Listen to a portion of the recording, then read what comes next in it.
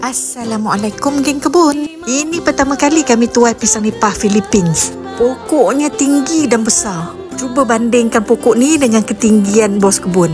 Sayup je nampak bos kebun kat bawah pokok ni. Kami tanam pisang nipah Philippines ni di kebun sebab kami dah cuba tanam pisang nipah yang biasa tapi berpenyakit.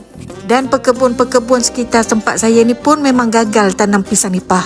Pisang nipah biasa macam tak sesuai di tempat kami. Anak pokok pisang ni kami beli di nursery yang jual pokok-pokok buah.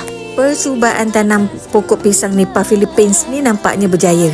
Tapi nak mengerjakannya tu memang penat. Nampak lumayan juga satu tandan ni padat dengan buah dan buah pisang pun boleh tahan besar-besar. Ada 2 anak pokok pisang nipah Philippines ni tapi kami tak boleh nak pindahkan.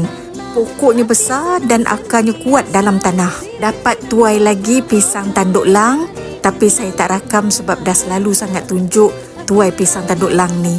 Kami cuba timbang pisang ni dan nampak lumayan juga beratnya. Dari segi harga pasaran di tempat kami, pisang tanduk lang masih juara. Mungkin sebab pengusaha kerepek sentiasa nakkan pisang tanduk lang. Alhamdulillah.